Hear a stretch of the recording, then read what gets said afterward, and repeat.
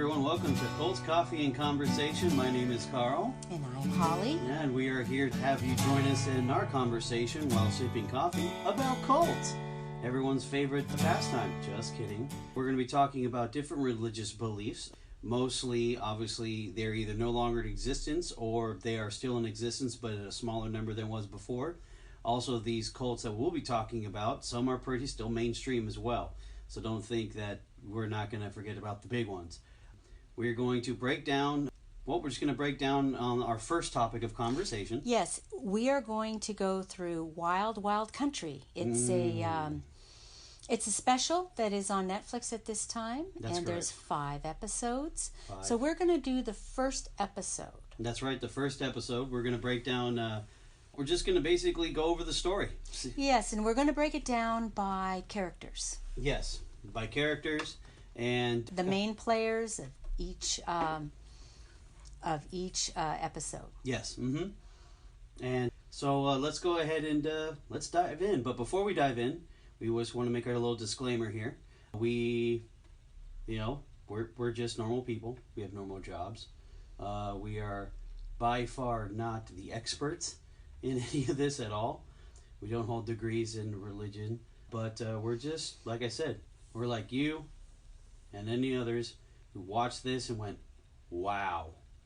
That's pretty much it. Yeah, let's go ahead and go on our journey. Okay, so the first thing this opens up with is the individuals that are in this small town in Oregon. That's correct. Antelope, to be exact. Okay. And Carl, can you tell us who some of these players, not a big part in the first episode, but they will eventually become more and more prominent. But we want to make a mention of them now. Yes, it is important because this is a slow burn, as they call, when it comes to this story. Because, they're vital to understand the whole side of the story. The first one opens up to is a young, not I won't say young, but a portly man by the name of John Silvertooth. Very soft-spoken man. Now, what was he at the time? He was a mayor of Antelope at that time. He's also, from later on, if you take a look in the background when they're talking to him, he has some memorabilia over his So over his he ended shoulder. up staying on. He still lives in Antelope. Okay, he still lives in Antelope. Everybody who we're talking about now still lives in Antelope. Okay, and who's the next person? There's an older couple, the McGreers, Rosemary and Kelly. They look like the grandparents next door. You know, they're local ranchers. That's what they do. Okay, and anyone else? John Bowerman. He's also the next one on that. He's the gentleman with the hat. That's how I can recognize him the best, is with the hat. Same with John Silvertooth, the overalls. The couple, Rosemary and Kelly, they always sit together throughout the entire story that's played out. So with John Bowerman, if you're not good with names, we're going to throw a bunch of names at you. In my brain, I see him as the big brim hat. He has the ranch next door to the ranch That we're going to talk about. Discuss. Yes. Okay, correct. so now we're going to move on to the main players in episode 1. Well, yes. Okay. Real quick, just to follow up with John Bowerman, the guy with the hat. He lives next door to the Big Muddy Ranch. That's what it was called then, Big Muddy Ranch. Okay, so the first person we want to talk about is whom? Well, we have to talk about the main character. This is one, there's 2 main characters in this story for the most part, but she's I would say, more so the tip of the spear. Okay, and her name is Amanda Sheila, but we're just going to call her Sheila. Okay.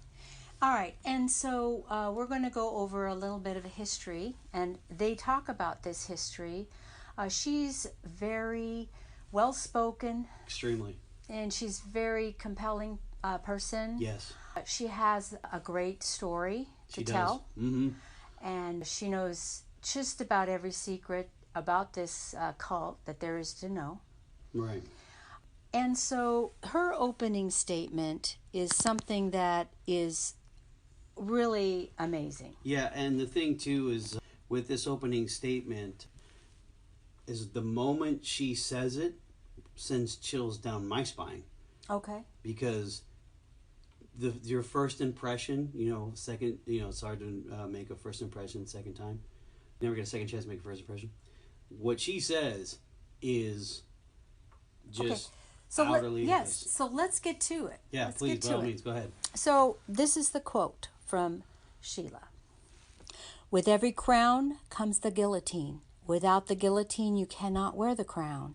And it was my fate. But why does one have to put someone under the guillotine? Because of their strength. They want to destroy their strength. And in spite of guillotine, they haven't killed me yet. They haven't killed my spirit yet. No matter where I go, I will always wear a crown.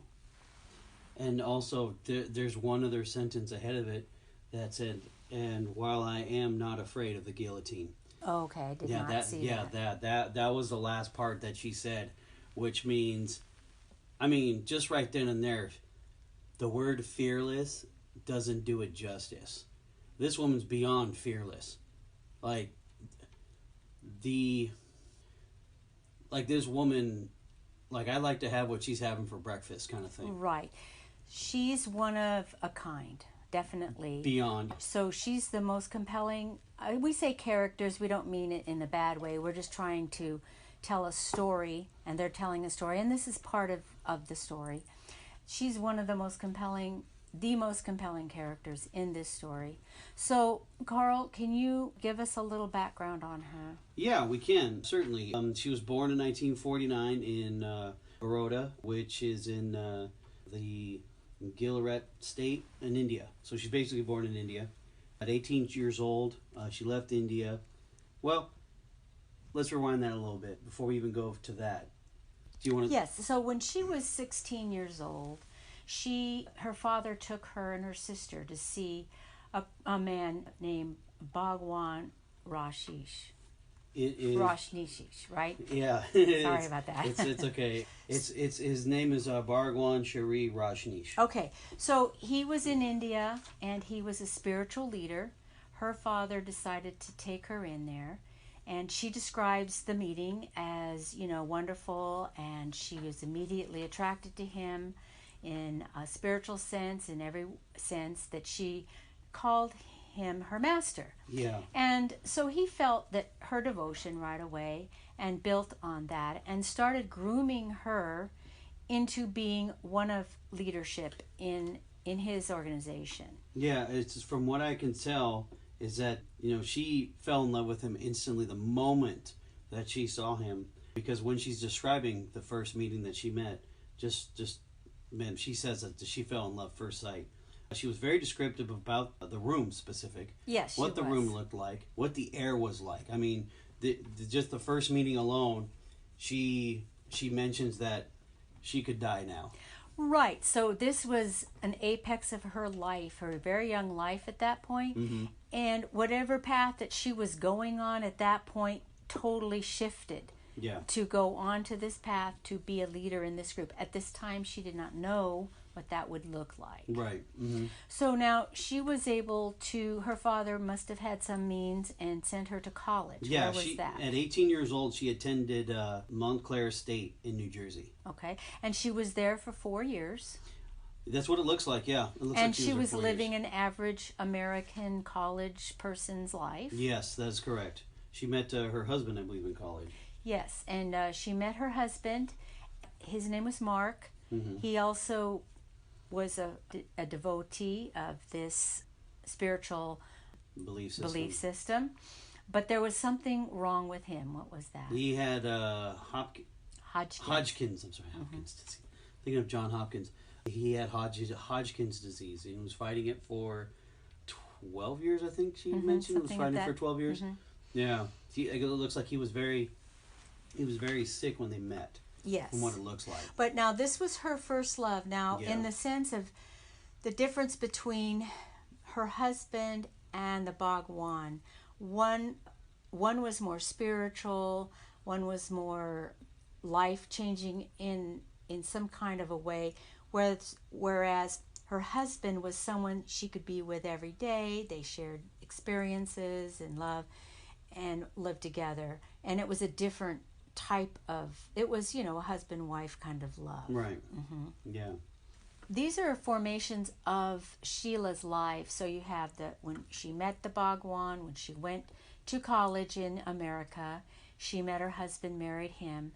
Then shortly after they were married, he passed away. Yeah, he passed away. Mm-hmm. Now, they evidently, at that point, it appears they were living in India. It's what it looks like. Because when you saw the funeral, it looked like it was in the ashram. Yes. So the ashram, what is that? What is the ashram? Well, the ashram. Where was it located? We're jumping ahead a little bit. We're jumping ahead a little. Well, little no, bit. we have the history of it The while history, we're going along. The ashram was set up. This was before they went to Pune. This was in, oh shoot, I forgot the name. Well, it of the doesn't city. matter. It doesn't so matter. that, But yeah. no, the ashram, that was basically their haven. It was basically, it was in the middle of, you could call it our version of a ghetto. Right. It was a shanty town. I think Yes. is the best way to put it. Bunch of shacks everywhere, but when you hear some of the other people who play a major role in the story, they describe it as an oasis in the middle of the desert. Right, because once they went through the gate, Yep. they had vegetation. It was peaceful. Clean there water, was love. yeah, there was food. It was a communal living. Yes, so they had kind of carved out this little bit of paradise. Yes. And the Bhagwan was a teacher there, and That's correct. this is one of the things that they went and attracted them to that. But so it appeared, though, back to Sheila and Mark. Yeah. He passed away Yes. there. And so, Carl, can you tell us what the Bhagwan told Sheila to do? Well, what happened was that after the Bhagwan, after he died, I'm trying to remember the husband's name now. Well, we said Mark. I think is it Mark? Yeah, he had another name, Yeah, but I don't remember it. He, from what Sheila said, that she was put to sleep for 3 days. Yes, the Bhagwan said, okay, Sheila, we're going to put you to sleep for 3 days. Oh, and also, but before that, Sheila said, I believe that Mark's going to die. Yes, what happened was that she called the Bhagwan to let him know about Mark, and she said that because the way Sheila was describing it was that she was looking in the mirror and she became gray and very pale. And then she felt that there's something wrong with Mark, and that she felt something was wrong, and she called the Bhagwan, and she told the Bhagwan that she felt that Mark was going to die, and the Bhagwan agreed. Yes. In a nutshell. And he said, don't cry in front of Mark. That's because correct. It'll be harder for him to die. That's correct. It would be torturous during his time of peace before he passes on. Which in my thought was probably, I don't know, but that was kind of good advice. But she mentioned that she did not cry at all. Never in front of him. No. Never in front of Mark. And when you see the film of that funeral, she was not smiling. crying.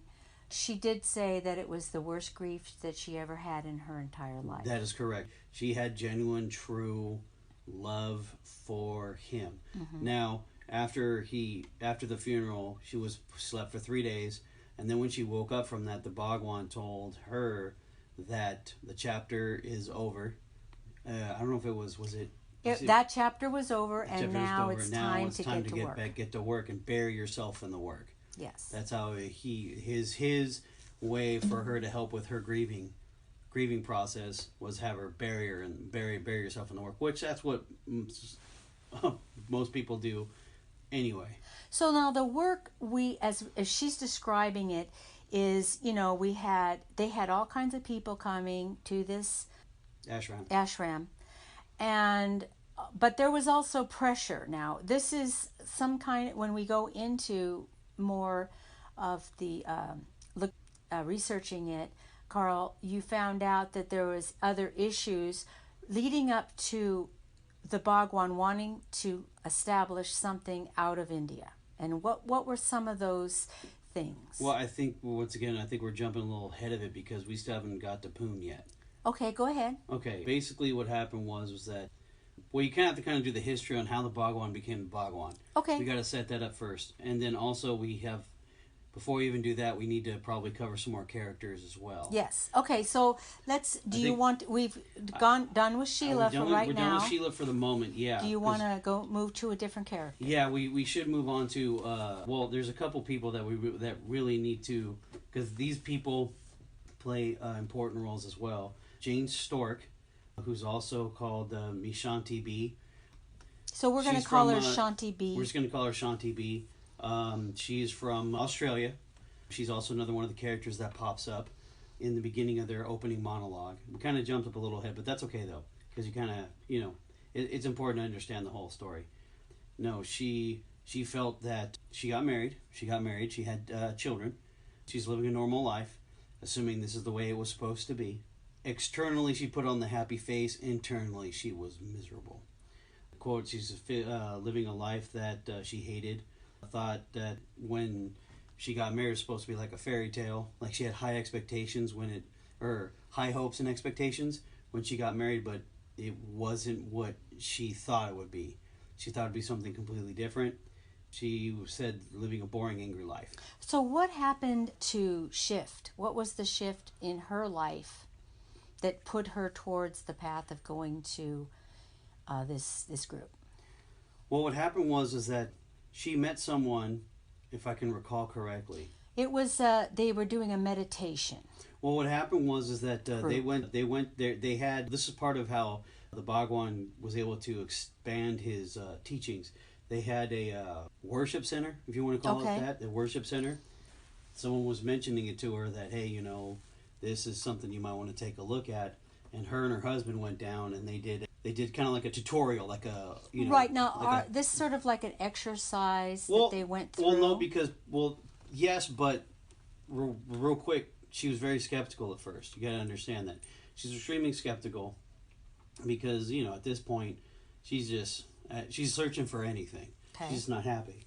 They took a, somewhat guided tour or however you want to do it, where they slept, where they ate. But the one thing that really got her was that she noticed all these pictures of the Bhagwan on the walls. And the first thing she said was the deep wells of his eyes. It was his eyes that just got her. Like just the way he looked, the way they had the photos placed. And then they did the meditation exercises. There's 4 different types of exercises. So can you go through those? Do you remember them? I don't remember. Well, I do remember a few of them. Well, I know that one was something about screaming. Okay, so what they do is they will breathe quickly. That's breathe. Right, heavy breathing. And then the next one they would scream out. They'd scream out anything. If you were mad, tell them that you're mad. If you're screaming, let it all out. The third one was some sort of dancing, I think it was. Yeah, they danced around. They danced around for quite some time, and I think this whole thing's an hour long. Yeah. So it's and like then 15, the last 15, one was where they... Dead silence. And they were laying down. They're laying down, dead silence. And after that, for what she said that, after the meditation exercise, she found that that's what she was looking for. And that release was instant gratification, and she began crying. Yes. But she was also, basically it's tears of joy, because this is what it was. And she also mentioned that after the exercises that she was just like in a daze. And her husband had to kind of like grab her and be like, hey. Something like that, come back. Something to that effect, yes. Come back, because she was just gone at that point. But that was hooked. And during that time, after she got that, she wanted to sit at the seat of her master. That's her quote. Right. So this led her to take her family, and they went to India. Basically, what they did is sold everything and moved to India. To the ashram? To the ashram. To the ashram. Okay. Her going to the ashram, they have to check in, obviously. Oh yeah, this is pretty good. This is where her and Sheila kind of meet for the first time.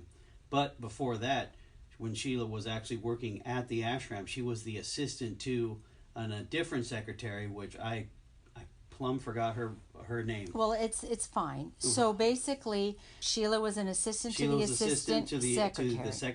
She was the personal assistant to the secretary of Bhagwan. Okay. So basically, we should probably discuss the secretarial position of the right, Bhagwan. That's true. Yes, you can. The secretary of Bhagwan, basically, she's pretty much in charge of everything, delegating everything. When I mean everything, I mean everything. Right, because the personal secretary of the Bhagwan represents the Bhagwan. That's correct. Because all basically he wants to do is teach. That's all he wants to do. Yeah, is he doesn't want to administrate. No. He doesn't want to listen to complaints. Mm-mm. He doesn't want to have to talk to government or any of that Nothing. stuff. He just wants to do his thing and sleep.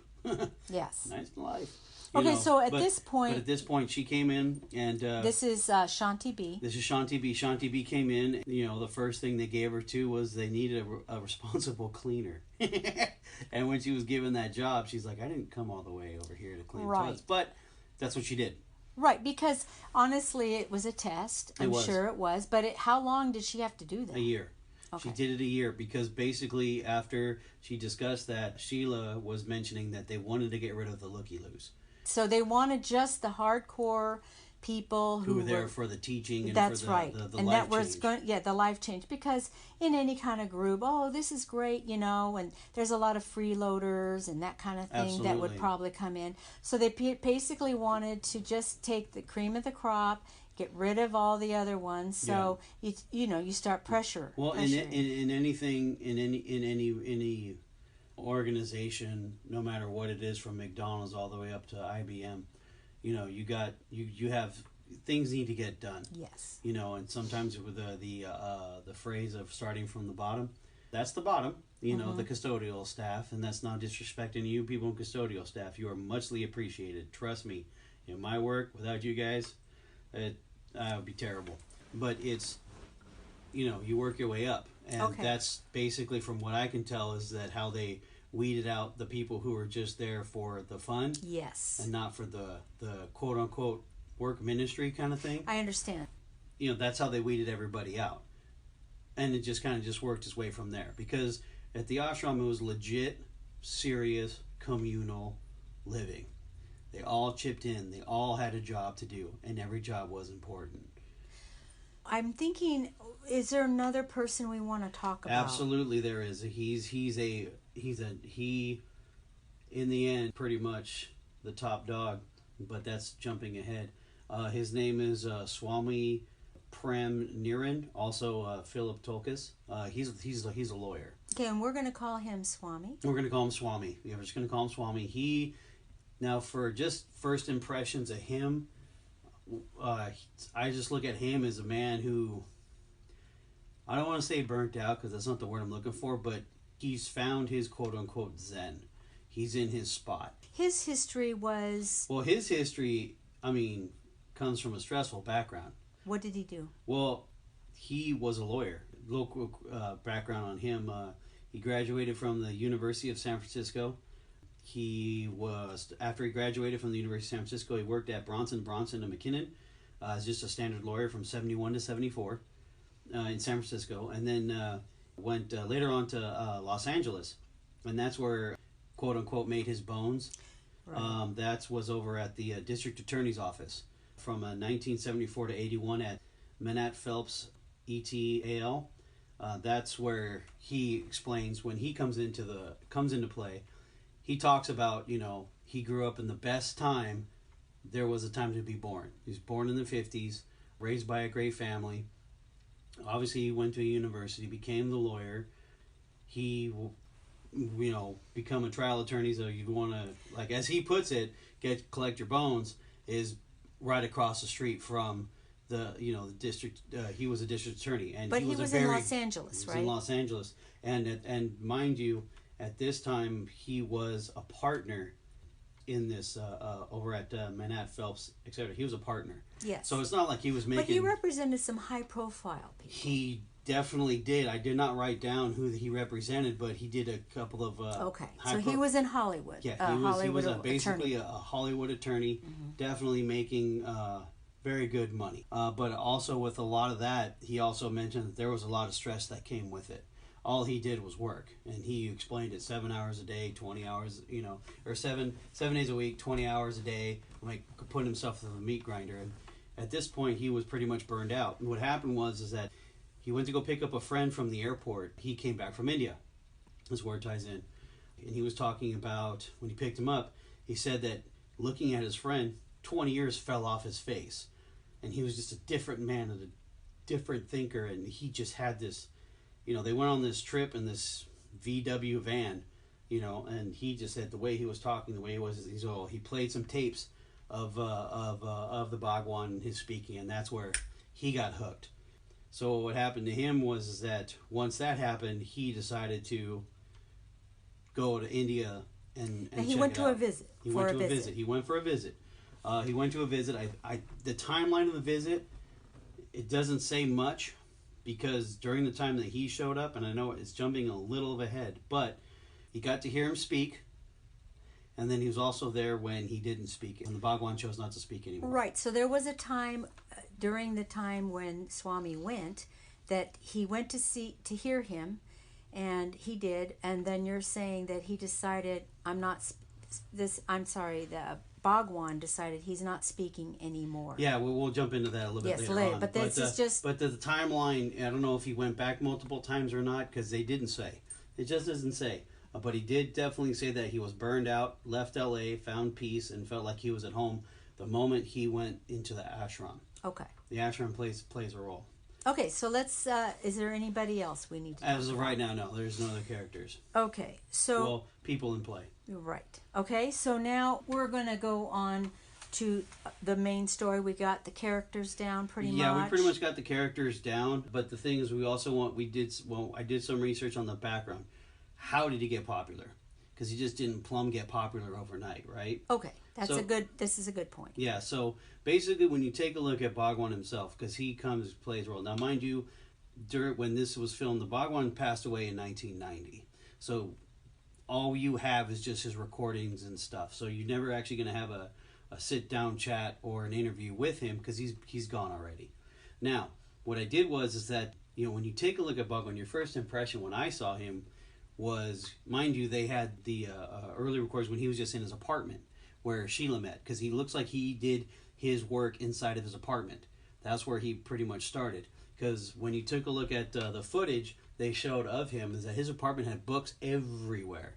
So yes. he was a very knowledgeable man. Yes. And when you see him, he's sitting in his chair, and he's got his white robe on and his sandals. Very simple looking man, long beard, but he had this kind face. He has that presence of peace and kindness. I can't take that away from him. He's got a good presence. But in the 1960s, what he did was, in order to get his message, is that he traveled throughout India in a public speaker, and he was very vocal, and he was a very vocal critic of socialism. Now, at this time, that was not even frowned upon in India. Now, he argued that India was not ready for socialism, and that socialism, communism, and anarchism could evoke only when capitalism had been reached maturity. That was his opinion on it. Okay, so you might say that he was a capitalist.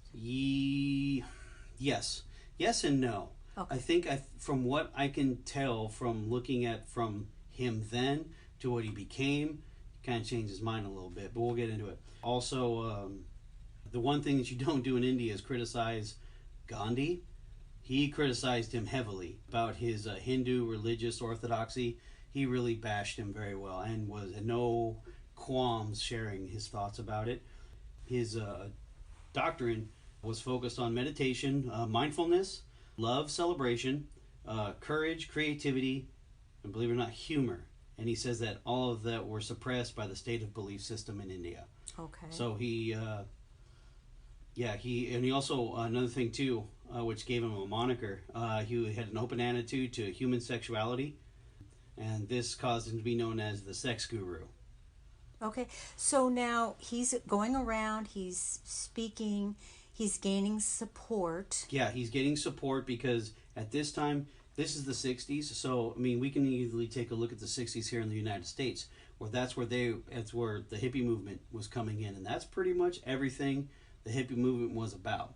And basically, I look at his origins of what he was doing was basically an Eastern version of a Western hippie. Okay, and he did attract Europeans and absolutely. Americans. Well, basically what happened was that at this time, a lot of people over here were dabbling into Buddhism and things of that nature. So where did this come from? What is this Hinduism? What is the beads? Because we had what are those guys in the orange robes?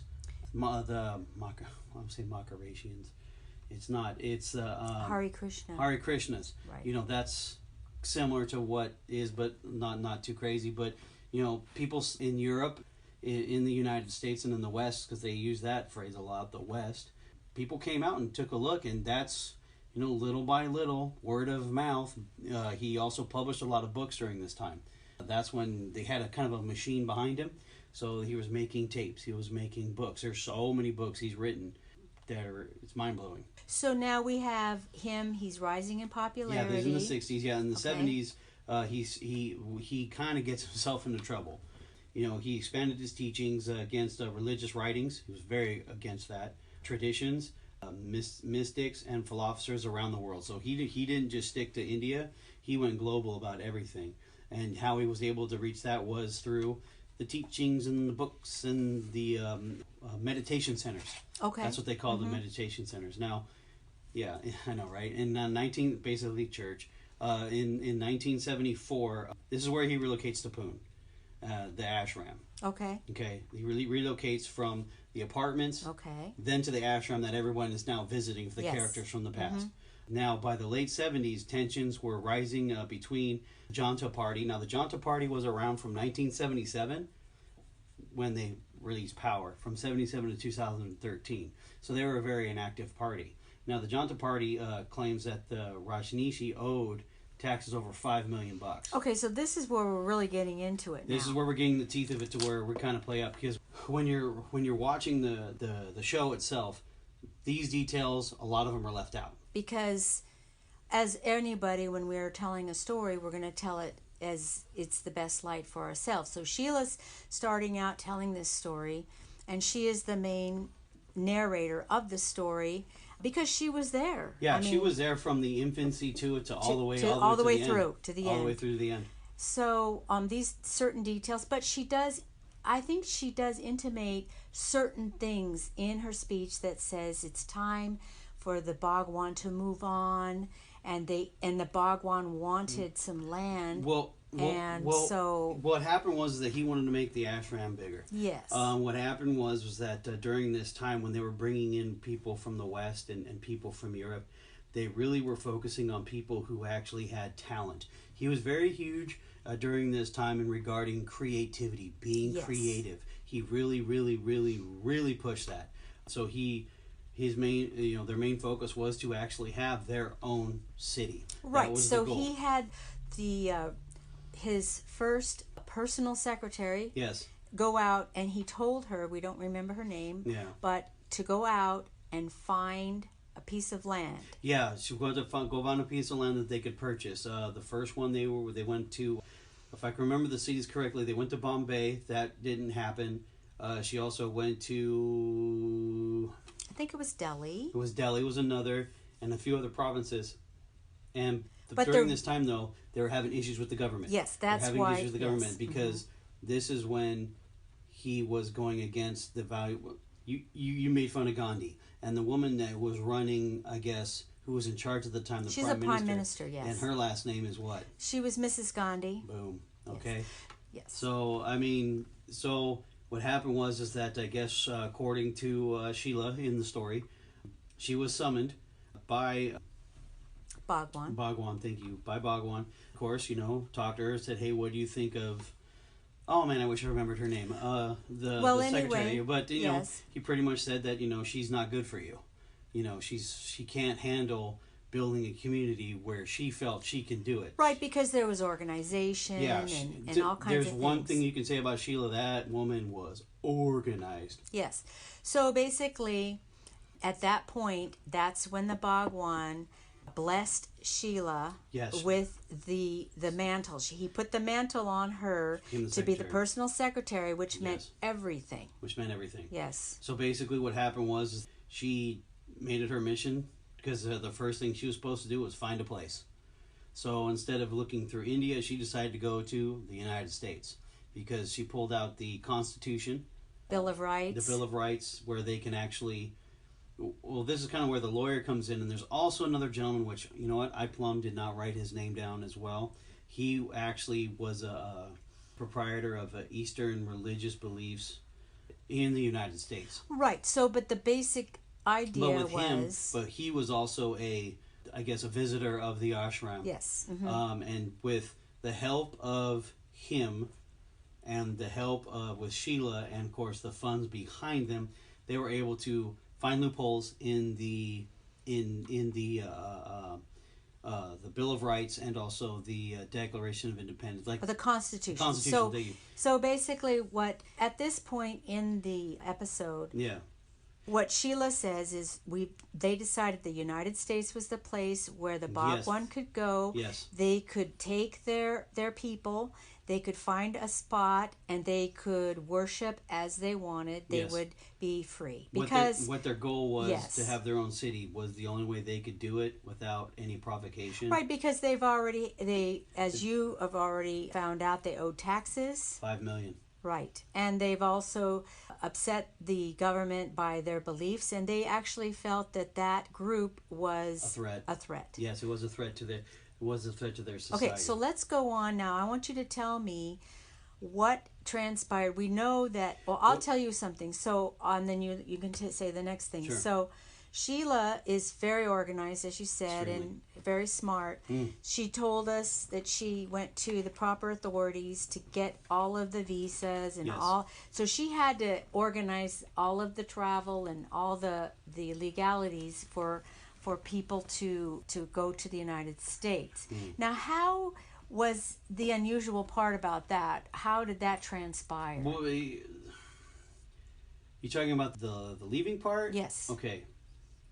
All right, so basically what happened was, in a nutshell, you have we have to go back to our cast of characters. Okay, so what I'm saying is you have the Bhagwan, you have Sheila, and you have other unnamed people. So what happened is they decided they had to get the Bhagwan out. They had to get him out because, from what it looks like, because at this time, he wasn't talking anymore. Correct. He wasn't talking anymore. And we think that there's a possibility he didn't want to have his words come back to haunt him in the government or any of that. So he decided to just zip quiet, it and basically. Right. Well, what happened was that as far as the Exodus goes, once she got the paperwork and everything, Sheila spoke to her inner circle. Yes. Now the characters that we've talking about were not in the inner circle. No, this is still in the. This is in the ashram in India. Yeah. She basically told them, "Don't say a word, don't say nothing, because the moment it's leaked out, we're done." So it was that very tight knit secret. It had to be basically a last minute thing. Now, my personal opinion in regards to this, since he didn't talk, I think he was sick, but that's just my opinion, because Sheila kept talking about how frail and how fragile and he was porcelain, this kind of thing. So this kind of tells me that he was probably sick at one point at the time. But basically what happened was, in the middle of the night, they pretty much pack up the armored Rolls Royce, which that raised my eyebrows to thinking that he wasn't very popular outside of the ashram. They basically get on a Boeing 747 jumbo jet. They bought the entire first class. That's a lot of money. That's not cheap. Entire first class for him to sit pretty much by himself, and Sheila and maybe 2 or 3 other people, because they only did was they just saw the limo drive away. Now Shanti, who was at the ashram living there with their family, she sees him drive away in that Rolls Royce. Now she mentions in 4 years he's never left the ashram. He's never left. So he's gone silent. He's never left. Sheila's running the show. And she sees him driving off. Yeah, she sees her, Sheila, and 2 other people drive off in the Rolls Royce. And that was it. He's gone. He's on a 747. He's taken off, and of course they show photos in the film in this episode, and they're celebrating. The thing is that from what I took of it and how Shanti B said it, it was like they were abandoned. Yes, they were just, and they didn't know where he went. Nope. He never returned. Nothing was ever said. Nope. And all that happened was certain things were dismantled and shipped off somewhere. So they were all kind of like, well, now what? What do we do next? Well, because that's what Shanti said. She said that, now what am I going to do? I literally moved my entire family to India to be with the master, and there he goes and leaving. What are we supposed to do? So now let's segue over to the Swami. Swami he did visit. He came back to the United States. It's sort of unclear, but he was in Los Angeles, and he was relaxing. He was with his girlfriend or Yes. whatever, his female partner, as he calls it, drinking coffee. Yes. And having baguettes. And what did they read? They had she brought him a L.A. Times newspaper, and sure enough, there, as we said, Guru goes to Oregon. Right. And that was Bhagwan. And now yes, and Swami evidently, wasn't able to keep in touch, or we're not kind of sure how that all worked out. Well, from what I can tell, from what he said, he basically picked up the phone that moment that he read the article. He called the The operator. the operator. In the olden days, we had called the operator, and you had to have the area name. code. Yeah, the area code, yeah. And he said, I need to talk to the people, the guru, blah, blah, blah. And then they knew exactly who they were talking about, so they Yes. put him through. And sure enough, he said, look, I'm a lawyer. I'm in Los Angeles. I'm coming up. What do you want me to do? He said within minutes, she was talking to Sheila. And Sheila said, are you licensed in Oregon? He said, no. He said, get licensed in Oregon. Come on up. Which he did. Which he did. Okay. Basically, that is the first episode. Is there something that we need to know beyond that? Well, they do show photos, aerial photos of the ranch. Now let's talk about the ranch a little bit. The ranch used to be called the Big Muddy Ranch, and that was told us by John Bowerman, who's the neighbor of the Muddy Ranch, Big Muddy Ranch. I thought it was Big Money, but it was Big Muddy, Muddy. I was like, dang, he was balling back then. He was the next door neighbor. Now, this Big Muddy Ranch was 64,229 acres big. Huge, vast land of property. Now, on that property, it appears from the photos and the film that it was a lot of mountainous, desert. It was desertous, mountainous, rocky. Because it's in Central Oregon, it's not on the coast. It's in central. It is more. If you take the state of Oregon, it's north central. Okay. It's north central. So yeah, you're basically got, but the way it's set up that you can build. Oh yes. There's flatlands there where you can make it exactly. happen. So this was the Big Muddy Ranch. Yeah, they paid in 1981 for it. They paid $5.75 million for that ranch. Okay. Now, in today's money, it's $15.5 million. Okay. From what we're told, the money that they received were from the people that joined the ashram. That is correct. They were able to, like I said, got to give Sheila her credit where credit is due. She was able to create their own banking system inside the ashram. That's right. We forgot to mention that. No, they were loaning, but people were using the bank so much that they were, people owed. They were carrying notes, as how she put it, which basically they're carrying debt over $500,000. Well, actually, their devotees were lending them the money. They were lending, and they were also donating. Yes. Mm-hmm. So, and like I said in the beginning, when the original plan was when they wanted to build that city, they were not going for Joe the taxi cab driver. They were going for architects. They were going for lawyers. They were going for city developers. They were going for, like you said, the cream of the crop. Right. So these people weren't shy of having money in their bank account. Okay. So, and we got to understand too, we're talking Indian money. So, yes, $1,000 in India, especially during those times, went a long way. Of course. So, for an ashram, that they lived, I think a total of 7,000 people lived in that ashram at the time in Pune. So you can only imagine. It's a lot of people. It's a lot of people, but imagine the size of it. It's pretty big. What happened was that later on in the episode, they're talking about how, and they ended it very strangely, but it's just it's a teaser because you're going to go on to the next episode. As soon as you watch the first one, it's like, well, you can't end it like this. It's a cliffhanger. To where Sheila's saying we had to get houses, so they getting double wides, trying to get it all set up, because at this time, remember, the Bhagwan wasn't there yet. She had to get it prepped first. So where at that stage, you see when they're about to end the thing, or at the end of the episode, they're rolling out the orange carpet, flowers and stuff, and you see all the locals in the town, which, mind you, the town's only population of 57 people of Antelope. So you got to figure that there as well, because we haven't talked much about Antelope actually. Not yet. We'll do that the next time. We'll do that the next one. Yeah, it's just the setup for what's going on, to where we know now they have a chunk of land, and now then what? Right. We pretty much need to wrap it up. Yeah. And so we anticipate doing the next episode. Yeah, we'll do. Yeah, just stay tuned. Yeah, definitely leave some feedback, leave some comments, however it works. Yeah, just let us know what you think, and like us and follow us. Do whatever you got to do to make it happen. Yeah, I hope you enjoyed it, guys. Have yourself a great whenever day, weekend. Have a good one.